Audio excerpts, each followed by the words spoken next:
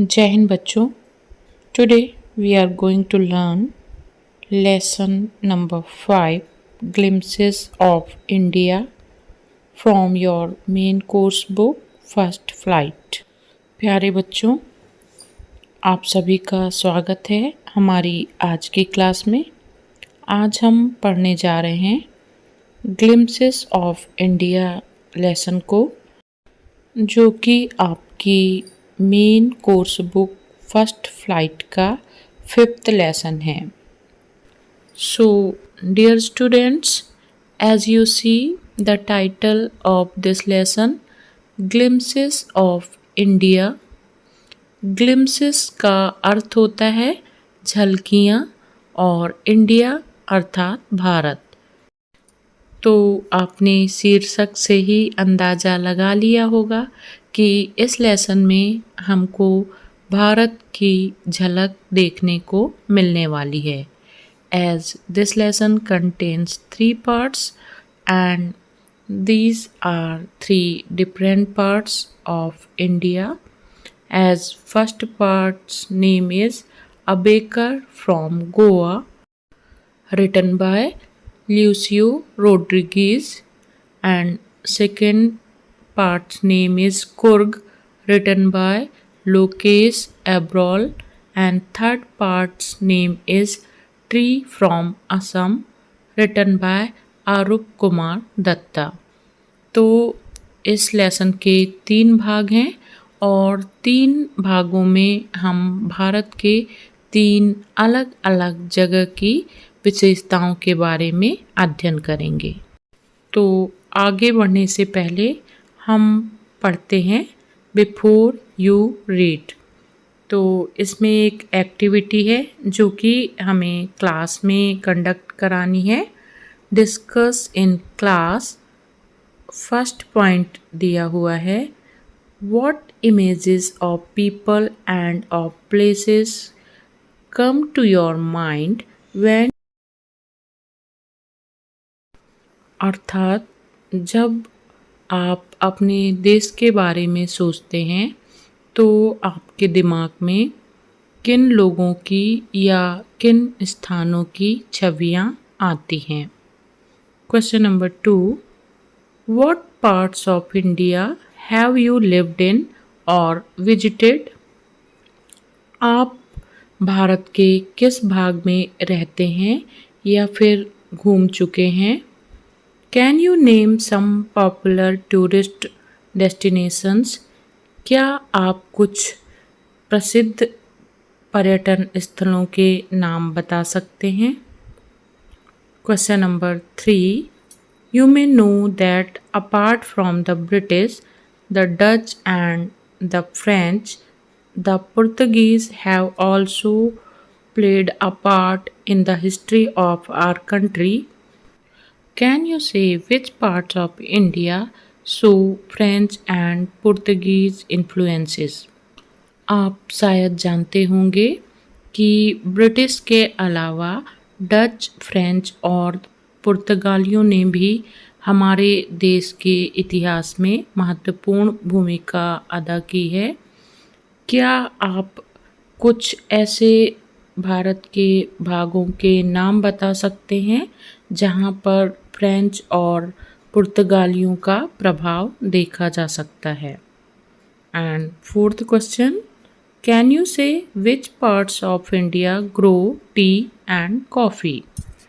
क्या आप बता सकते हैं कि भारत के किस भाग में चाय या कॉफ़ी उगाई जाती है?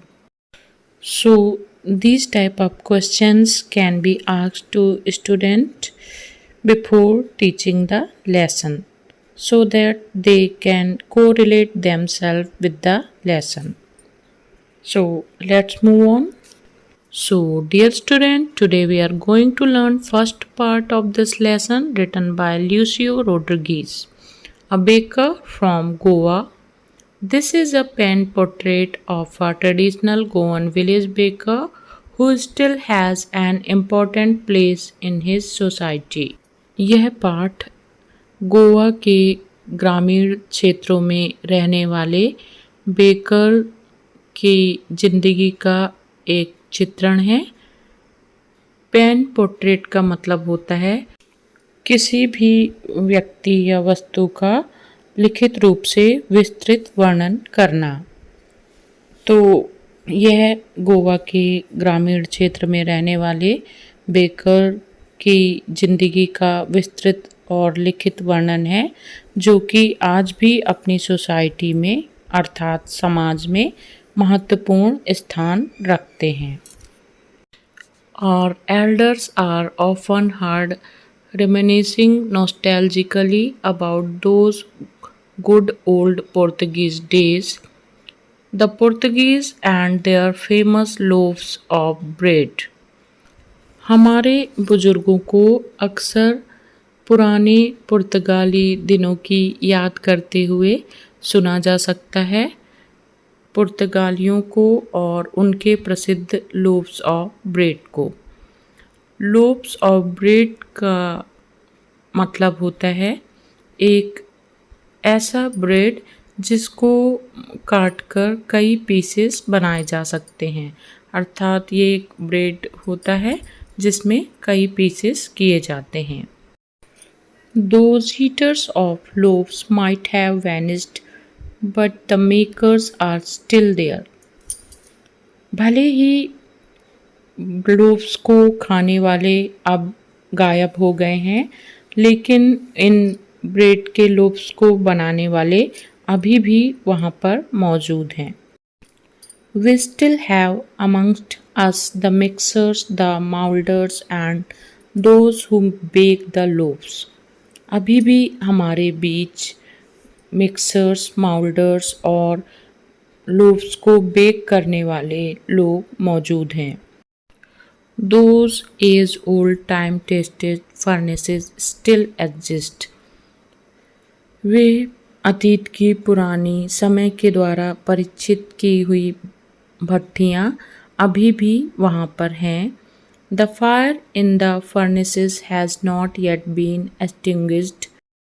उन भट्टियों की आग भले ही अब बुझ चुकी है।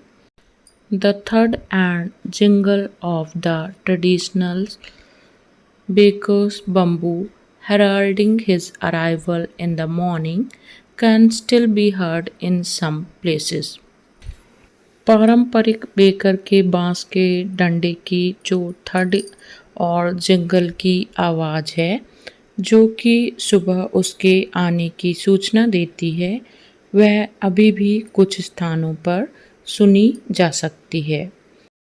हराल्डिंग मीन्स घोषणा करना या सूचना देना। May be the father is not alive but the son still carries on the family profession. हो सकता है कि पिता अब जीवित ना हो, लेकिन बेटे अभी भी अपने परिवार के प्रोफेशन अर्थात व्यवसाय को आगे बढ़ा रहे हैं। These bakers are even today known as pader in Goa. Goa में इन बेकर्स को आज भी पैडर के नाम से जाना जाता है। During our childhood in Goa, the baker used to be our friend, companion and guide। Goa में हमारे बचपन के दिनों में बेकर हमारे दोस्त, साथी और मार्गदर्शक हुआ करते थे। फ्रेंड अर्थात दोस्त, कंपेनियन हम कहते हैं साथी को, एंड गाइड का मतलब होता है मार्गदर्शक। He used to come at least twice a day. वह दिन में 2 बार आता था। Once when he set out in the morning on his sailing round। सुबह जब वह अपने ब्रेड को बेचने के लिए निकलता था। and then again when he returned after emptying his huge basket। और शाम को जब वह अपनी खाली बड़ी सी बास्केट को लेकर लौटता था। The jingling thud of his bamboo woke us up from sleep। उसके डंडे की जो आवाज़ होती थी, ठड की मतलब डंडे की खटखट की आवाज़ और जिंगल की जो आवाज़ होती थी, वह हमें नींद से जगा देती थी। And we ran to meet and greet him, और हम उससे मिलने के लिए दौड़ जाते थे। Why was it so? ऐसा क्यों होता था? Was it for the love of the loaf? क्या हमें उन लोफ अर्थात ब्रेड की रोटियों से लगाव था? नॉट एट ऑल, बिल्कुल भी नहीं। द लोफ्स वर बॉट बाय सम पास्किन और बस्टाइन। ब्रेड की रोटियां पास्किन और बस्टिन, जो कि घर की नौकरानियां होती थीं, उनके द्वारा खरीदी जाती थीं। What we longed for were those braid bangles which we chose carefully. हम तो उन ब्रेड बैंगल्स के लिए लालायित रहते थे जिन्हें हम सावधानी से चुनते थे। Sometimes it was sweet bread for special make. कभी कभी वह मीठा ब्रेड भी होता था जो कि विशेष प्रकार से बनाया जाता था। The baker made his musical entry on the scene with the zang zang sound of his baker अपनी संगीतमय उपस्थिति झैंग झैंग की आवाज़ के साथ दर्ज कराते थे, जिसे वे अपने बम्बू के डंडे से उत्पन्न करते थे। One hand supported the basket on his head and the other banged the bamboo on the ground. एक हाथ से वह सर पर रखी अपनी टोकरी को संभालता और दूसरे हाथ से वह डंडे को जमीन पर पटकता। और he would greet the lady of the house with good morning. घर की महिलाओं का अभिवादन वह गुड मॉर्निंग से करता था।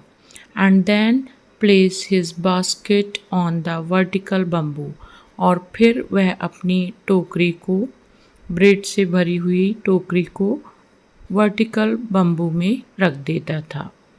Wickets would be pushed aside with a mild rebuke, and the loaves would be delivered to the servant. वह हम बच्चों को हल्की सी फटकार के साथ किनारे कर देता और ब्रेड के जो लोब्स होते थे वह सर्वेंट अर्थात नौकर को वितरित कर दिए जाते थे। But we would not give up, लेकिन हम हार नहीं मानते थे। We would climb a bench और the parapet and peep into the basket somehow. हम बच्चे बेंच पर चढ़कर या फिर दीवार की मुड़ेर से, पैरापेट का मतलब होता है रेलिंग या मुड़ेर, उस पर चढ़कर हम बास्केट में झांकने की कोशिश करते थे। I can still recall the typical fragrance of those loaves. मुझे आज भी उन ब्रेड की विशेष प्रकार की खुशबू याद है। Loaves for the elders and the bangles for the children. Loaves एक विशेष प्रकार का ब्रेड जो है वह बड़े लोगों के लिए होता था और बैंगल्स के जैसे जो ब्रेड होते थे वे बच्चों के लिए होते थे। Then we did not even care to brush our teeth or wash our mouth. और तब हम अपने दांतों में ब्रश करने की और अपने मुंह को ठीक से धोने की परवाह भी नहीं करते थे। एंड वाई शुड वी, और करें भी क्यों? Who would take the trouble of plucking the mango leaf for the toothbrush? अब टूथब्रश बनाने के लिए मैंगो लीव तोड़ने की जहमत कौन करे? And Y was it necessary at all?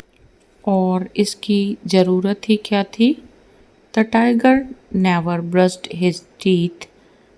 बाघ ने कभी अपने दांत साफ नहीं किए। Hot T could wash and clean up everything so nicely after all. आखिर गर्म चाय सभी चीज़ों को अच्छे से साफ कर सकती थी और धो सकती थी।